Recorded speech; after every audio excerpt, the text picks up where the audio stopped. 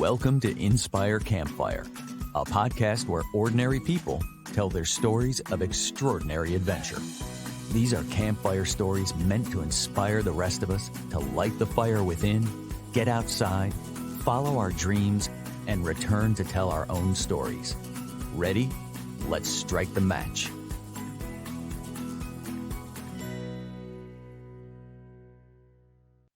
Welcome to the show. I'm your host, Scott Wurzbacher, and I am so excited about today's episode because, this podcast usually starts out with our guest sharing about the voice inside that calls them to adventure.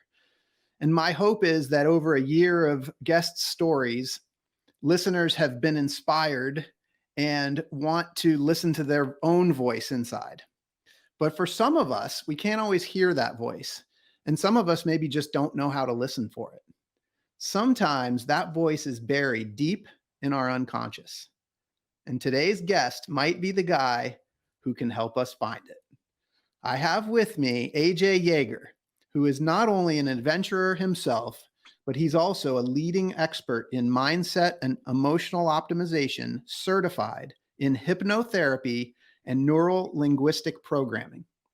As a high-performance emotion coach and hypnotherapist, AJ helps recode the unconscious mind and move out of healthy patterns of suppression into healthier patterns of connection and better end results.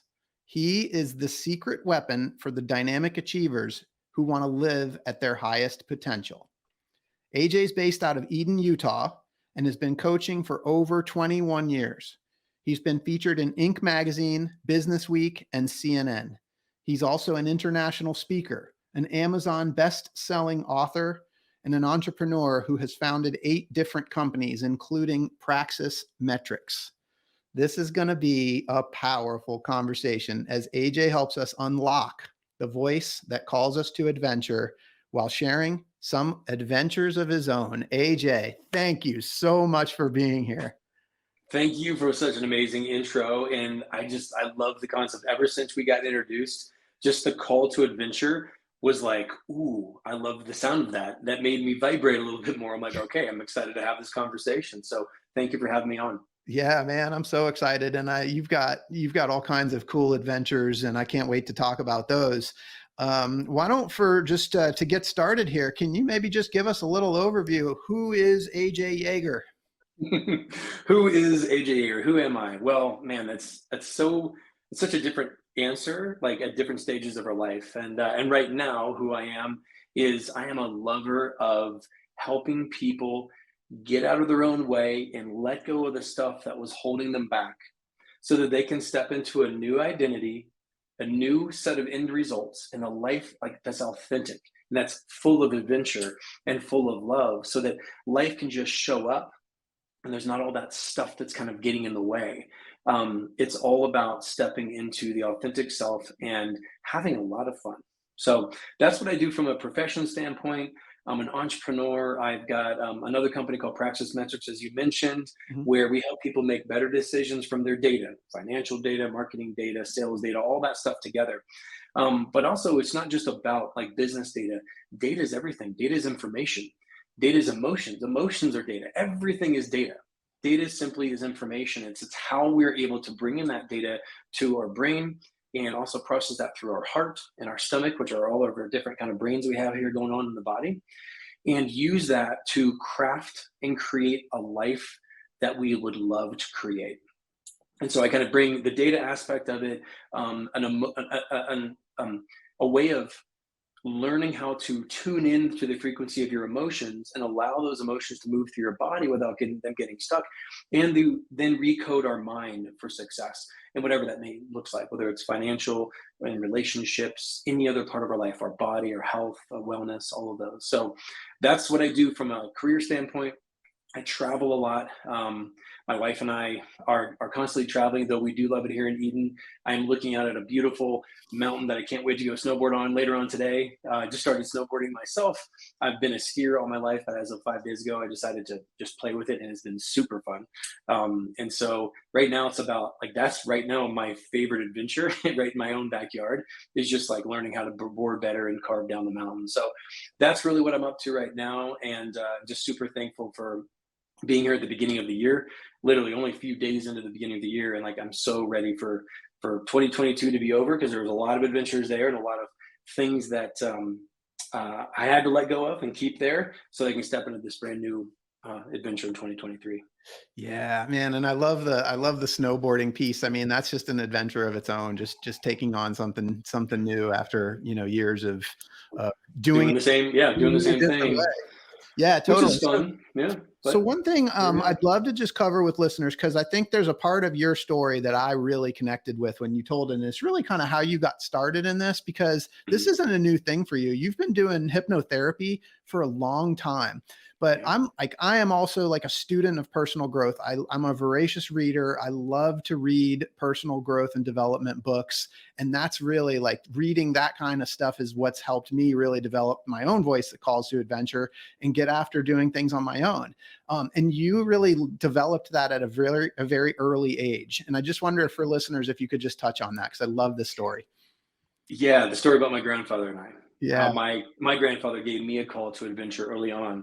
So um, I want people to imagine a grandfather full of wisdom and a little redheaded, about 9 or 10 year old, just full of questions, full of curiosity of life. At this time of my life, I was a tinkerer. I loved to push buttons and figure things out and take things apart. I loved mixing Legos with what were they called, Lincoln Logs, Yeah. Yeah. and just figuring out how can all this go together. And so I had a very unique mind that was very inquisitive, and I loved to like build stuff. So one day I had this Crutchfield magazine. I don't know if people, some listeners may not be old enough, but there's this magazine that used to come with all the technology. And it's basically like a Best Buy, but in magazine form. And the thing I wanted at this time was like a really cool CD stereo, tape deck where I could record things and have like super bass on the speakers and take it with me. And so I had found this perfect stereo that I wanted. And now I knew that if I went to my mom and dad and said, hey, I want this, they would put me to work doing chores and all that kind of stuff. So just like any kid, you kind of want to avoid those things as best you Yeah. can. Um, and then so I decided to go to my grandfather and my grandmother, who was my mom's parents. I said, well, if I can put a little childhood persuasion to work, maybe I can get it from grandma and grandpa. So I took the magazine to him. I had all the like benefits and the features like highlighted and circled that I Yeah. wanted to show to him. So kind of went and presented to him, like, hey, this is what I really want, and this is why. And he thought about that for a second. And this is just this, he's got a full white hair. He's just a man full of wisdom, and he pauses a lot before he talks. He's a big thinker before he talks. He sat there and he kind of reminisced.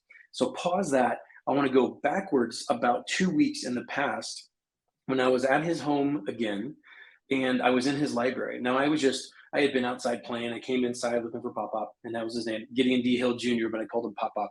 He was in his library. He had those like full mahogany like libraries like Yeah. all the way around the whole Right. thing, full of books. Like literally, there's no place where you could fit anything else. And he was just cleaning and looking at books and doing all this. I said, Pop Up, what are you doing with all these books? He was just kind of like, what? We kind of stopped him in his tracks, and he said, well, AG, I listen to these audio tapes. I read these books so I can get smarter and be better in business and be better in my life, be better with your grandmother. And it's like, it's just a great way to gain knowledge. And so I kept asking questions and kind of hanging out. So he just started picking books and things off. And he sat down with me in his office right there. And he spent 2.5 hours with me. Somehow I focused for 2.5 hours as a kid with him. But I was wondering why like the encyclopedias were the same color. Why do you have so many books that are the same color? Well, he pulled some of those out and pulled out some of his favorite classics like Napoleon Hill's Think and Grow Rich and Sure. self-development, but also fiction and nonfiction. And so we just sat there. Imagine a grandfather and a grandson connecting over knowledge and books and wisdom. And I was just enthralled by how Yeah. he engaged me.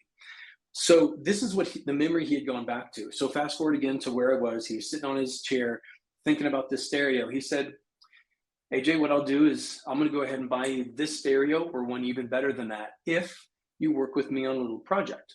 And all I heard was yes, of course, as a kid. And what he did was said, reflecting on that day that we spent time together, he said, if you will read a book, listen to an audio tape, or watch a video for 30 to 45 minutes each day, then write down a paragraph about what you learned that day, we will go ahead and at the end of the week, talk about this and review it together. If you do this program with me for 1 year, I will buy you the stereo. So what did he do? He established the call to adventure. Instead of just giving me the thing I wanted, he made me earn it. So goal setting. Okay, for me to achieve this thing, these are the things I've got to do. He gave me these steps. He outlined it clearly, allowed my mom and my dad to keep me accountable to it. And so I gladly said yes. We shook hands, and so started these. What I didn't know at the time was a self-development program crafted for a young man to achieve a goal outside of school, outside of sports. How old are you So at that this call point? to adventure. I was 9 or 10. Oh man, I think it was 9. Yeah. And so we did this for a whole year. And I wanted that stereo so bad. I had that burning desire that Napoleon Hill talks about. And he ignited that in a kid. And so my mom and dad were very supportive of this. I stuck with it, though there were times where I'd rather go play with kids or play with friends and I hadn't finished. And mom and dad would say, hey, did you do your 34 minutes? No. Okay. So sometimes it would be a bit of a hassle in a way. But as it went and as time went on, Pop Up and I would meet every week after that. And we would talk about the stuff I wrote. All I had to do was write down a paragraph, but it was so fun. And then we ended up moving from the East Coast to the West Coast, and we still did our calls. We just did it over the phone. So that was what created a foundation for me to learn about this. And then when I was 18 years old is the first time I took NLP, neuro-linguistic programming training at a young age, and then started getting into all this stuff and I was an entrepreneur since I was 10. That next year, after reading a book by Ted Nicholas called The Lemonade Stand, which inspired me to be an entrepreneur and not have a job, I started my own businesses at that age. Ironically, I started AJ's Odd Job service, which was going around to the neighborhood for like $8 or $9 an hour, which is pretty good for a kid back then, and doing odd jobs and doing chores. Yeah. But it was like, I can get paid to do it. And it alleviated that whole I don't want to do chores thing. And it made me go out and create flyers and create my first business. So that's the story of my grandfather and how much he inspired me and created that program. What an unbelievable gift. And so I'm curious, how did that, I mean, he helped you develop a habit. You did it for an entire year. How has that habit stuck with you? Never stopped. Yeah. Amazing. Never stopped. It took different forms, but as I grew older, we did it for 2 or 3 years after that, where I would check in with him all the time. And he was my mentor all up until when he passed about 10 years ago. He was just always ahead of me. He was always, I don't know if you remember Nightingale Conant, Earl Nightingale, the company would have those audiobook programs. Like they didn't have anything digital back then. And so he would just, as I was growing older and had different experiences, and I had a computer business at the time, I went to high school, I played soccer and volleyball. He always was like, as a mentor, literally like, when I would come to him about girls and relationships, or I would come up to him about school and balancing work and life. Oh, here's a course for you. Here's this for you. He was so good, and he had already gone and written notes. He'd find articles for me. He was just the best mentor I could ever imagine, and a great father figure, grandfather figure, healthy masculine in my life, just like my dad was a healthy masculine. I got really good role models in my life, so I'm very blessed to have had that interaction. But for years, he was still my mentor. I would do an hour or two a day then. So after school or whatever, I would be listening to audio tapes, videos, and improving myself as well. And I had a computer business. So then it kind of took a really heavy turn on the business side. Yeah. I mean, and so you're developing wisdom as a young kid, and this is why you're able to get into this business as an 18-year-old. And now you're, 21 years of coaching. I mean, there's a lot of wisdom there. Of course, one of the topics is hypnosis and studying the unconscious. And that's what I'm really interested in talking about with you today, especially as it relates to this voice inside of us that calls us to adventure. So, for listeners, can you give us kind of just an overview of this? Like, how does the unconscious work? How does hypnosis play into it? And how can we tie it back to this voice that calls us to adventure? Great question. Yeah, let's start with, okay, what is the unconscious mind? What is the conscious mind? There's also the superconscious mind. So there's these three minds that we have access to, and we're not taught this stuff in school. Mm-hmm. School was created in a way that teaches you what to think, not how to think. It also teaches you to be doing very conscious things. So if you imagine I usually have visuals for it, but if you imagine water and there's a Arctic glacier at the top, it can be huge, they're massive, and people are like, oh my God, they're taking pictures of this stuff out in in Antarctica, but then what they don't know is that underneath that is even bigger. Yeah. What they're seeing above water is just a fraction, 5 or 10%. That's the capacity of the conscious mind where you and I are talking and interacting. Underneath the surface is the unconscious mind, which is that 80 to 90% and beyond, based on what we know, access to, or just limited access, unlimited access. And then we have the super conscious, which is like the internet of the universe. It's how do we tap in? When do we get these downloads or these feelings or these ideas that come from some other place? So we've got the conscious mind or self-conscious, we've got the unconscious, and we've got the super conscious we can tap into. So just by knowing those three, it's wonderful. But most people spend their time in the conscious mind because that's just what we're taught. Yeah. We're also triggered and programmed by society, by movies, by media, to stay active in this conscious realm. Now I want to break down the different levels of brainwaves. So when we're conscious, at the very top here, it's kind of a high frequency brainwave. We're in beta. Beta is where most people exist in their waking state. We're here, we're making decisions, we're doing to-do lists, we're crafting agendas, work, doing all this stuff. In this high frequency, it's also where fear, sadness, resentment, other things can kind of creep in. So in that brainwave, like that's where most people spend their time. Then we've got alpha. Alpha is a beautiful, amazing state where you can solve any problems. And that's when you close your eyes and you drop in, and it's at a little lower frequency. And then we have theta, then we have delta. So theta is where we can bypass the the conscious mind, the critical factor of the mind. And that's where we can recode and reprogram and really dig deep into the unconscious mind. And delta is sleep. That's when we're unconscious. That's when we're completely out. So those four are literally what we're going through every single day. And I love to say this because all of us, all the time, are in some sort of state of trance or hypnosis at all times. Meaning, you wake up in the morning, you're in beta, but as you're coming out of delta, you're kind of going through theta and you're going to alpha and you're going to beta. So you're going up through those, and everybody's going at different speeds depending on their activities and how they wake up. So we're in and out of these different states. So we're already doing this stuff. It's just like some people, when you talk about intermittent fasting, with food, everybody's always intermittent fasting because when you go to sleep, you're doing some sort of an intermittent fast, right? So we're already doing these things. So hypnosis has always been here in our states on these different trance levels. So beta is where we're doing most of our activities. People drinking coffee, caffeine, things like that, keep them in a beta state. What that does is doesn't allow you to drop into these really, really beneficial states. And meditation is wonderful to quiet the mind, to calm the mind. But hypnosis is like meditation with a goal. It's allowing us to drop into these different states of being where we can have clarity and where we can recode things. So again, we're not taught this stuff, but this is what the real reality is that we have to work with. Yeah. Can I ask a couple clarifying questions? Sure. You got me going here. So we talk about conscious, unconscious, and then super conscious. So in beta, alpha, and theta, we're still in the conscious? Yes, exactly. And if you look at a Venn diagram, the super conscious can kind of go around that. It's going to involve the alpha and the theta as well as the delta. Okay. And then delta is primarily unconscious. Mm-hmm. Yep. Okay. Mm-hmm. And then you said something that I need you to dive a little deeper on, which I loved. You said hypnosis is meditation with a goal. Mm-hmm. Can you elaborate on that? I love that. Simple way to put it. So there is a significant difference between getting on the phone and going and doing a walk-through meditation, and then actually, there's hypnosis apps, which are great, but there's a big difference. Meditation is clearing the mind, quieting the mind, so that you can have that time to have that stillness. That's a beautiful thing. I think meditation is very important, a very important practice.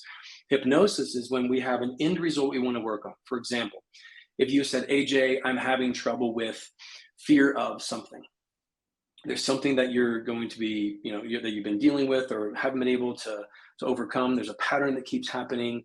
Okay, great. Well, whatever that fear is, we would start to dig into that on a one-on-one session and identify that, okay, we want an end result. Well, what do you want instead of that fear? Oh, great. Well, I want this happiness and this joy and this end result. Okay, cool.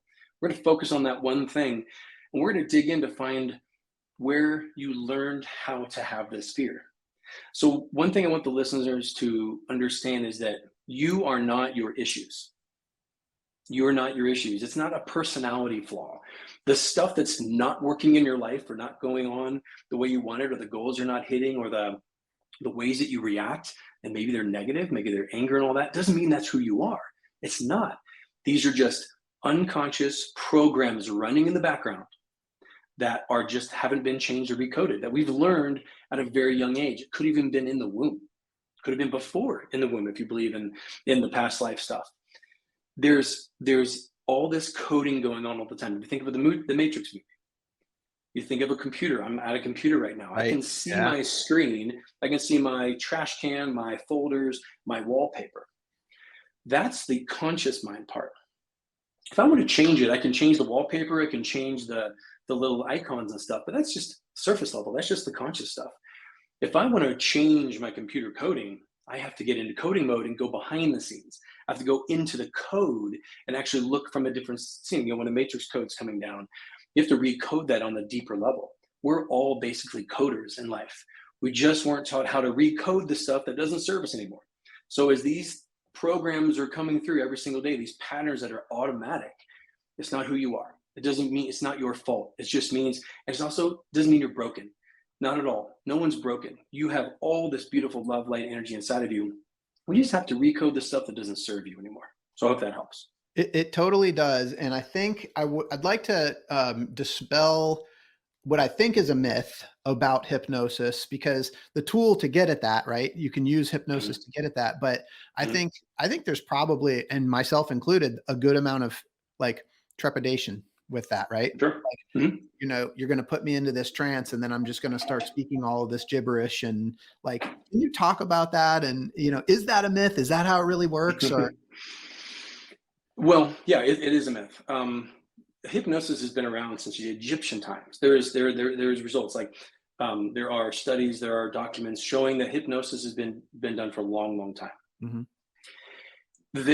Where the myths come from, and I think the trepidation comes from, are like Vegas shows, movies, media, the street hypnosis, as they call it. Yeah. There are ways that you can use these different levels of brainwaves to program people. The military knows this. Government officials know this. Government, politicians. If people learn NLP and some of these tactics, they can be used for negative reasons. And negative being persuading people without them knowing, not having a choice. We don't want to be involved in anything with that. What we're talking about when we look at what hypnosis is all about these brain states that you're going up and down through. But being consciously aware and learning, okay, I know what these different states are. I know that I can go change my mind and be empowered to work with a coach or learn hypnosis myself or whatever, and go make changes as I see fit. Mm-hmm. So it becomes a tool that can be very valuable to people when it's not used for, negative or persuasive means. So hypnosis is not sleep, by the way. When people are completely relaxed and catatonic, that doesn't mean they're asleep. They're in complete control. Everybody's body just reacts differently. Some people go lower faster, and they're just like out. They can just be. So that means they're more suggestible. A lot of people think, "Oh, I've got a strong mind. I'm not you can't hypnotize me." That's not true. Everybody can be hypnotized. Everybody can have these different levels of release and letting go and surrender. But you're always in control. Here's the thing: I cannot say or do anything that would make you do or say anything that is not safe. The unconscious mind, its number one thing is to keep you safe. Meaning, as soon as you wake up in the morning and you're alive, it's like, good job. I kept AJ alive. He's here. I've done my job. That's all its job is. And so it doesn't like change either. which is why when we go in and recode this stuff, it kind of fights it. It doesn't like change. You can go and do affirmations and say, here's my 90-day goals. I want to go this way. I want to change this in my life. And your unconscious mind, if it's going this way, it says, that does not sound safe. AJ, you've never made $30 million in your life. How could you go say, nope, we're not going to do that? Or we're not going to go to this trip and go do this scuba diving. You've never done that. Nope, we're not going to do that. It wants to keep you safe. So I can't command you to do anything that you don't want to do, that your unconscious mind will not let you do. A hypnotherapist, good ones, are ones who are just holding up a lantern, and we're helping you navigate those caverns of the unconscious mind that you've never been in before. It's hard to do work on yourself, because if you're observing your consciousness, who AJ is, and you're trying to work on things that are deeply rooted and hidden from you, do you think your unconscious is just going to show it? No. You need help. You need somebody to help guide you. So that's why it's a safe, vulnerable container. If you find somebody who's really good at what they're doing, and they're a safe, vulnerable container as well, where there's trust, it's really about being able to get into a lower state of frequency, relaxed state of mind, calm mind, and then following the journey together, whether it's private or it's in group hypnosis and all that. So again, I hope that dispels like that. No, it does. It's not, here's another example. Have you ever found yourself when you're kind of tired, maybe you come out of work and you got to get to the gym, and you get in the car and you zone out, and all of a sudden you're at the gym, you're kind of like, you might have been on the phone with somebody, or you might have just been zoning out, but you got there safely. That's your unconscious mind. That's a level of hypnosis that you got into where it got you to the place safely, because you know how to drive. Your body knows how to do this stuff. Everybody's in it all the time. It's just a matter of understanding when you're working with somebody else, there's this level of trust and control that you got to work with this person on. Does that make sense? It makes total sense. And I love this so much. This is such a great segue, because I think in dispelling the myth, you hit it when you said the number one job of the unconscious is to keep you safe. And I think you mentioned earlier that fear happens in, I think maybe you said beta or alpha, but it happens in the conscious. And so like if our unconscious is keeping us safe, like it's protecting us from that conscious piece. But this brings us to the voice that calls to adventure, and the fear and doubt that sometimes stops us from following that voice and really chasing after our dreams. So I think my next question is, what is that voice that calls to adventure, and where does it come from? That's a great question. And I'll answer it from me, right? From my experience, when I'm thinking about here and feeling into. In my experience, that call from adventure comes from your soul, like come from your higher self, like the true call to adventure that ignites in your heart or comes through your brain, but then you feel something. You ever have those waves of tingles and flow? Oh wow, I'm getting it right now. I'm tapping into that feeling right now where you get all the goosebumps. I got it too. That call, you feel that. It's palpable. It's beautiful. That's my way of working with the super conscious when I get yeses and nos, or like, ooh, there's something here. This is a true call to adventure. Sometimes they're small, sometimes they're big, like you're gonna go climb, the largest mountain you've ever seen. So I think it comes from the universe through our higher self, however you want to put that, through your soul, and then it's interpreted through the brain and the heart, right? It's put into energy and motion through that download if you become aware of it. So that's where I believe it comes from. That's my first answer. I love that. So, all right, let's follow this through, because we love to talk about Joseph Campbell and the hero's journey, and on this podcast, and we've talked about it quite a bit. But the kind of the path there is, we have this hero. The hero receives this call to adventure that potentially comes from superconscious, comes from your soul, right? But then you often experiencing these sort of fears and doubts that prevent you from crossing over the threshold and saying yes to this adventure. So could we kind of take that and kind of run it through this process of conscious, unconscious, and superconscious? Could you kind of talk through like what you think is happening there? Well, let me just make sure I'm understanding the question. Yeah. So in the hero's journey, where is the conscious mind and the unconscious kind of playing into that? Yeah. So, I mean, because what you said was the voice that calls to adventure is coming from our soul, right? But then we have these fears and doubts that say, ooh, you can't do that. That's scary. But Right. what I heard you say was the unconscious wants to protect us, and the Mhm. conscious is where the fears exist. Yes, and so let me also kind of look at it this way, and I love how Michael Singer puts it. Life is going to continue to happen and evolve. Life is just here. We're in it. Yeah. We're in our physical body. We're here. Where people run into roadblocks, challenges, suffering, pain, is when we have preference with life, meaning we have a preference the way it should show up based on our past. So when as Shakti, like life force is flowing up through our body, as we have experiences in our life, and the unconscious mind is trying to protect us, if we have fears, doubts, disbeliefs, resentments, sadnesses, things that happen that hurt or painful, especially at a young age between the 0 and 7, Yeah. when we are always in theta, when we are like a sponge, truly sucking in everything, then if we don't know how to process and allow those angers, resentments, things to move through our body and completely leave, they get stuck. So if you imagine a river flowing, these big boulders get stuck and start to stop and block the flow of that Shakti and that energy, that life force, that call to adventure. It's still going through there because it finds its way through, but it's blocked. So the unconscious mind puts those things there because it's like, ooh, yeah, you never want to feel that again. I feel how hard this is. Then we're just going to either hide this from you and to protect you from it, or we're just going to let it be stored here in your body. And your body just stores stuff on its own. We're not taught in school how to let this stuff go, how to process this stuff, how to allow emotions to move through, and how to move energy. So we keep getting more and more loaded up, which is why our bodies start to get dis-ease. So these are some of the things that block that call to action or that call to adventure, Yep. because this energy and emotions that are stuck. So as life's coming, we're like, ooh, yeah, I don't, that guy's name is Rick. I don't like Ricks. Ricks are bad. Ricks are mean.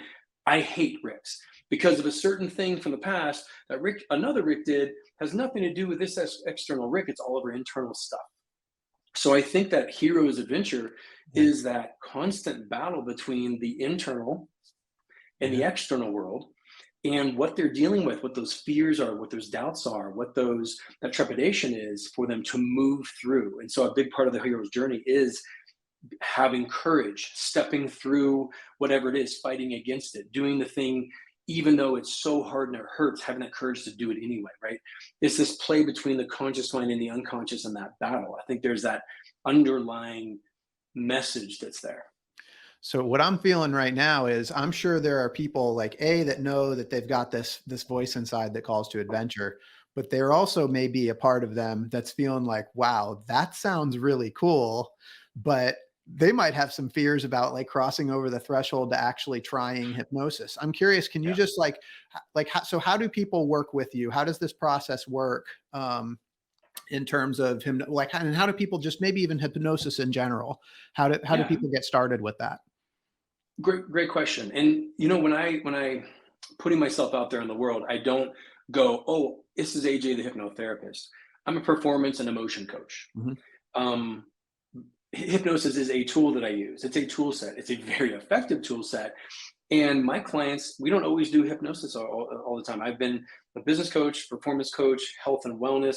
I'm just taking the things that I've learned from experience and I actually have data on, and then work with the unconscious and the conscious mind together. So um, hypnotherapy is simply a tool. It's a very incredible, effective tool.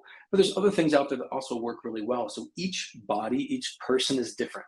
One thing that works for one person is not going to work for another because there's such a different level of experience and Shakti and energy that's in them from their experience. So it's a very much like one-on-one basis. I do group stuff as well and events, but what we're really looking to do is, one, ask the question. I think there's a lot of wonderful coaches out there, and I don't want to downplay anybody, but I think a lot of the coaches just stick with the conscious mind realm, the 5 to 10% stuff. And they say, okay, let's create your 90-day plan, visualize your success. Here's your affirmations, go, go, go, visualize, visualize, visualize. But they don't take a moment and ask this question. What do I need to let go of? Or what do I have the opportunity to let go of from this past identity so that I can clear all those things out? Meaning if I snap my fingers and I can let go of boom, boom, boom, boom, boom, boom, boom, then I can show up here neutral without any of these rocks in the river blocking the flow. Then from that standpoint, from this present moment, because we're creating our future right now, right? So right now, I can choose something different, a new identity, a new goal, a new end result. So if my present self still has all this stuff in it, all the blocks, then I truly can't create a new untethered life of new end results if I have this stuff still blocking me, right? So first we got to get to here and like let go of all that stuff. Then we can say, now what are the end results I want to create? What would I love to create in my life now? And that becomes the next stage. But if we don't go backwards and let go of the things since the time we were born and sometimes before that, and clear out all the big stuff, go back and do the inner child work, go back and do all this internal systems work, then we're still kind of creating from this limited space. So that's what I do. That's how I kind of look at it. And here's a metaphor. Here's a quick one. Have you ever done a hot air balloon? Have you ever gone up and been in hot air? Have not, but quite familiar. Yes, was in Africa recently, and we were watching the hot air balloons go up on the Serengeti. It was pretty awesome. And most people have kind of seen it, like, what? Oh, cool! The people are going to go do hot air balloons. Well, what happens is you get up early. The team comes out. They put the wicker basket down, however big it is. They tether it down and make sure it's locked down. The strings are kind of leading over to where they lay out the balloon. Then they have these big fans that they put up to get the air going underneath it, just to kind of come up enough to when they can put the flame underneath it. Then it starts to tip up. The basket's underneath it. The hot air balloon is full and ready to go. All the safety checks have been done. People jump in. Now, this is your hot air balloon to where it's like, okay, now we're going to go towards this new goal. This is the new 90-day plan, or here's my dream, or here's my goals. Let's go. They start pulling on the fire. And what happens? What have they not done? It's tied down. It's tied down. Still got tethers tying it down to the ground. So you can pull how you want. You might actually get off the ground a little bit, but you're dragging and scraping, and it's like the hard way. Well, let's talk about the path of least resistance. That means one at a time, let's identify what these tethers are, and let's undo those tethers first, so that then the vessel can be just floating up easy and effortlessly from a place of love, light, joy, those higher frequency thoughts. And then where do you want to go? You can go any direction, any height. We've got to let go of the tethers. That's what I do. That's what hypnotherapy is. That's what the performance coaching is. That's how I like to work. And that's like how I like to answer that question. It sounds like I get this like it's freeing feeling as you talk about it. I mean, it's like, you're uncovering these blocks, you're letting them go. And then it's like, so I'm just curious, having done this for as long as you have, like what patterns have you seen sort of emerge? What kind of results have you sort of seen as people kind of go through this process? Absolutely beautiful results. I get text messages every single day from my clients with their breakthroughs. And really it comes down to a lot of like very, very few things. At the end of the day, lack of self-love, unworthiness are the two of the biggest ones. Fear of success, fear of failure, self-sabotage, imposter syndrome, anxiety is a huge one. Anxiety is one of the largest. I think anxiety, I forget the stats on how much anxiety is affecting people, but anxiety is a massive one. It's really sad to see how many people are actually anxious with this stuff, and they just keep self-sabotaging themselves. So the results I'm seeing is like those are the things we're focusing on, but what they're seeing after is a feeling of lightness, of literally like almost like the hot air balloon is like a lightness, and almost, and I use this word positively, a void. There's space to put cool, wonderful, loving, light things in. Okay, like when there's space here, you can not only feel the Shakti flowing through and that life force energy, and like a lot more of those pulses or those I like to say I'm lighting up, like I'm lit up right now. It's flowing through me, higher energy, clarity of thought, clarity of purpose or dharma. Things just get easier. Like life used to be like this, and this. And in the beginning, when I assess them, when we do the deep dive, it's what are all the things that are bothering you? What's not working? Blah, blah, blah, blah. And then we keep, I'm very data driven about it. So we keep rating these different things. How is your anxiety level now? How is this going? And we just see those numbers going down, which for me and them is measurable data.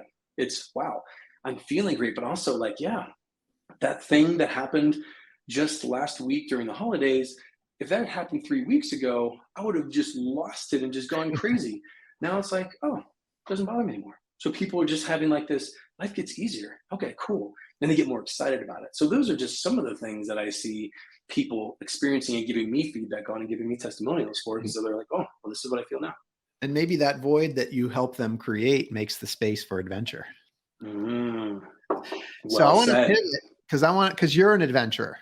So I kind of want to just kind of pivot and talk a little bit about your adventures, your life of adventure. And I'm curious how you have personally benefited from this stuff. Do you use this stuff? Oh yeah. Yep. I practice what I preach. I am a messenger that lives the message. I believe in that truly. I've been doing hypnotherapy, like I said, since I was really young. I have one of the best hypnotherapists in the world as my coach. I have other hypnotherapists that I work with where we just help each other. The meaning, I like to have a team of coaches. You need one coach. I think you need a team to become successful in all these other areas, because one person can't just know everything. So I like to have business coaches, hypnotherapy coaches, energy workers. I have my oracles, people who have these different types of psychic abilities. One of mine is claircognizance, meaning I just know things. I don't know how or why. I just know. And that's just one of them. Some people can see things, some people can hear things. They're interacting with superconscious in a very unique way. So I gather together my oracles and my coaches and my team to help me become successful. It's called choosing your profits wisely, meaning what you're reading, what you're putting into your brain, and the people that you're trusting and bringing into your circle. Choose your profits wisely, because that's going to help you in the long run. Not just go buy the next best-selling book because it's on the best-selling book list. That doesn't mean it's a great book. That means that Choose your somebody paid a lot of profits money to wisely. get it up there, and it may be a great book, and that's wonderful. But we've got to choose wisely what we're allowing into our body and our mind. Yeah, I love that. Choose your profits wisely. So AJ, how does adventure play into your life? Daily. It's a daily practice and it's a daily discovering or allowing of adventure. So the question being, now that it's 2023, I'm rearranging my schedule. Like I'm literally like 9 to 11 a.m. every day. I'm just going to go board. This is a new adventure that I'm going to start my day with adventure. Well, actually, I wake up at 5:30. I do some mobility, stretching, movement there. I Yep. have breath work. Then I have specific meditation I do. Then I go work out at the gym and lift, and because I have certain lifting goals. And then by then I'll have like food, all of that, and then go board. So for a couple hours, and then so I'm not taking any calls before noon. During the winter, that's my schedule. So then it's like, okay, so I'm building adventure into my day from the start, and then the question is, well, what would I love to create today? And that's that asking, or that inviting of adventure. Whether it's me asking my wife or friends or my brother and sister, like, what do you want to create today? So leaving space for adventure in your time blocks. I'm a big time blocker. Yeah. My whole day is basically time blocked. But the beauty of that is that then I have time where it's open for adventure. It's literally blocked in there as free time or adventure time, or I forget what I call it now, but it's basically that time where I'm like, what do I want to go do? And what have I not done for a long time? What have I never done? And I'm just going to go try that out. And so new restaurants, adventures can be tiny little things. So it's that kind of balance of allowing and inviting adventure, and then creating it and crafting it into your daily practice. Yeah, that's amazing. And so I love this idea of the little adventures. But I also happen to know that you've got some big stuff planned. And I also know that you have this unique connection to Norway that I don't know a lot about, that I would love to explore with you just a little in the few minutes that we've got left here. Well, on my big monitor here, I have a big, beautiful picture that I took of I love photography. I love adventure through photography. Yeah. So that's something I do. And I'm looking at the Lofoten Islands in Norway, one of my favorite places in the world. Norway, I have my blood. Some of my blood is from there. I have past memories and experiences from Norway, and I've gone there several times, every single year. And in fact, we're looking at buying a place in northern Bodø. And so I love the Vikings, not just the movies and the lore. I think I've been studying the Vikings now for probably 3 years, but I fell in love with them maybe 5 years ago. And part of my adventure is bringing three of my favorite travel things together: adventure, travel, and self-development. Mm. And allowing and bringing what I do with self-development, coaching, and I love to have fun. Like literally, fun is a part of the adventure. So if something's not fun, do my best to find a way to make it fun. But like, how do I pull all that together? Well, I had this download because I had the empty vessel, had this call to adventure to say, wait a minute, what if I put all these things together and tie in the Vikings? So I'm creating and crafting what I'm calling this Viking men and women experience, where we're going to tie together travel, adventure, self-development. Like, where we're not going to go to for a self-development, like just hear some people talk and do all that. We're going to get into the culture of Vikings. We're going to learn about the true Vikings, and the balance of masculine and feminine energy that they had back then was beautiful. Women were equal to men, respected. They had their different roles, and women fought side by side with men. It's a beautiful model for what I think we need now in this modern day, this beautiful balance of men and women need to learn how to balance the masculine and feminine inside themselves. So what a better way to use the Vikings as that, learn about them, live like them, meet some real Vikings, go into the lore and the mythology, bring that into our real life. And we're going to be doing the deep work. We're going to be doing deep hypnosis work. We're doing deep energy work. We're going to let stuff go while we're there in this beautiful context and canvas called Norway, which is like one of the most beautiful places on earth. So that's my new call to adventure that I'm really excited about creating and crafting this year for 2023. Probably going to do 2 events, one here in Utah, one in Norway, and keep building this and making it a part of my whole program of development and helping men and women step into their authentic self. It sounds amazing. Northern Lights potential there in Norway? There is, especially during the winter time. And Northern Lights, if you've not seen it, it's life-changing. It's on Absolutely my amazing. list. I saw it in Lofoten Islands. It won't be there during I think this first event is going to be in May, around that time. But then, you really can't start seeing them, I think, until like October, November. It sounds incredible. Keep us posted on the details there, because I will. you might have somebody sitting right here in this chair that wants to sign up. That sounds awesome. Can you just real quick, like what is that connection to Vikings? Like what attracts you to the Vikings? One, I love the primalness of them. Yeah. And what I learned is they're also not always this primal barbarian. They're actually very different than that. The true Vikings dressed very, very well, loved to keep their hair clean and beautiful, loved their gems and their jewelry. They weren't these messy, dirty Vikings all the time. There was a certain type of Viking that was like that, or certain time periods. The bear skirts or the berserkers were like that. But they were really proud of their lifestyle and how they lived. So they weren't these rapers and pillagers and all this stuff all the time. That happened throughout history with all sorts of different cultures and different countries and everything. What I loved is that balance of masculine and feminine, that they could go out in battle together, and they had this Valhalla where if they died in battle, they would go to Valhalla. Their structure of the way that they created gods and the energies that they observed and lived, their lifestyle was very beautiful. And so as I dug into it, I'm like, oh wow, this is really cool. And like it just gave me that, I kept lighting up. Anytime I would talk about Vikings or go study them, I've gone to a ton of museums. I have some really good friends who are true lineage Vikings.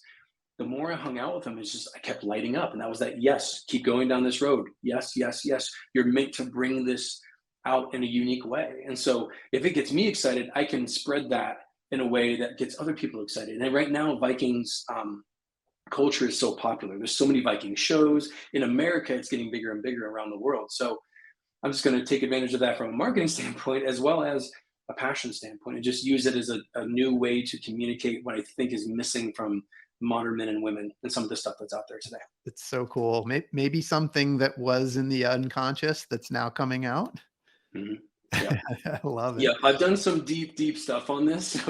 So I've had some different lifetimes of things that have come to me in dreams and other things like that. So there's probably something more that I don't know, but maybe I'll discover that. There's so much adventure in this.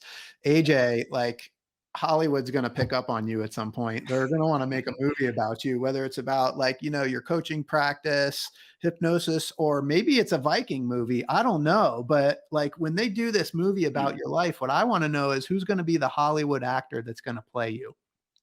No doubt, Ryan Reynolds. Oh, yeah. Ryan Reynolds. I I love it. love that dude so much. Take the Ryan Reynolds, like he's hilarious and funny, and I'm decently funny, but I just love who he is, and also he can get super jacked as well, and he like just plays these different roles really well. And I think there's this badass in him, but also the keeping it fun and light and humorous is great. So Ryan Reynolds is hands down. Plus, I think it'd be super fun to hang out with this guy. I literally have that written down in my journal to hang out with Ryan Reynolds. So let's go Ryan Reynolds. Hey, that's great intention. Do you think there's going to be some Viking in this movie? I definitely think yes, I think so. I think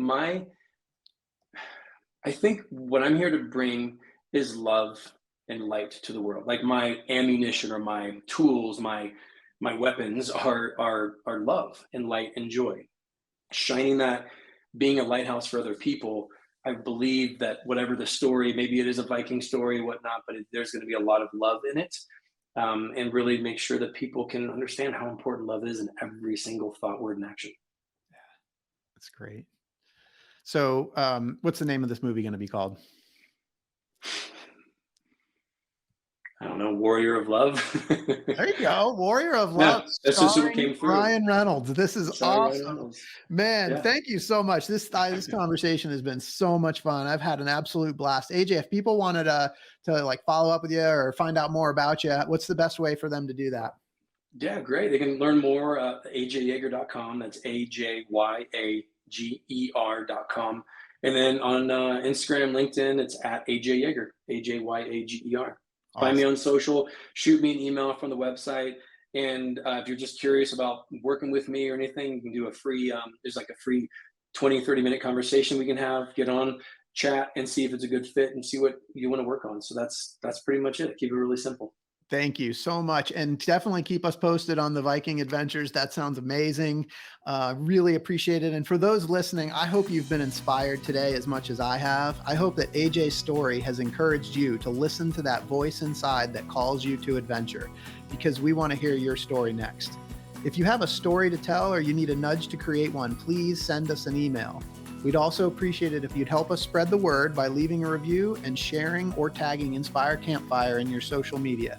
And until next time, I want to encourage you to get outside. Thank you for listening. AJ, thank you so much for being here. Thank you so much, man. I had so much fun. Appreciate you, and Happy New Year.